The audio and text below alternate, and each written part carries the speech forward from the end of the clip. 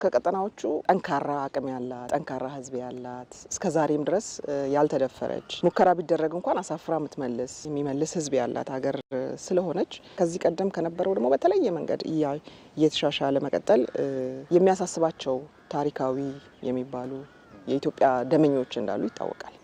ስለዚህ በራሷ ሪሶርስ መጠቀም መጀመሯ በአገር በቀል አጠቃላይ እሳቤዎች የምትመራ ሀገር ወደ መሆን መሸጋገሯ የሚያሳስባቸው ሀገራት እንዳሉ አውቃለሁ። ምክንያቱም የደከመች ኢትዮጵያን የማየት ፍላጎት ያላቸው በርካታ ግለሰቦችም ሀገራትም እንዳሉ ይታወቃል ማለት ነው።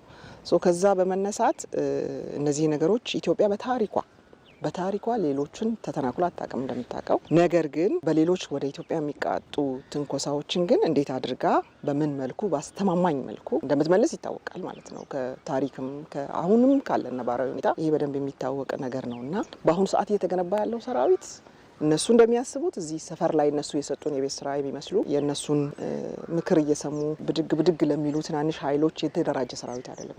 ይሄ ሰራዊት በማንኛውም የተሳሳተ ስሌት ኢትዮጵያን ለመድፈር ብሔራዊ ጥቅሟን ለመንካት ለሚፈልጉ ኃይሎች በአስተማማኝ ሁኔታ እየተገነባ ያለ ሰራዊት እንጂ ቤታችን ውስጥ ላሉት ዛም እዚህ ለሚታዩ ትንንሽ ነገሮች የሰፈር ሚሊሻ በቂ ነው።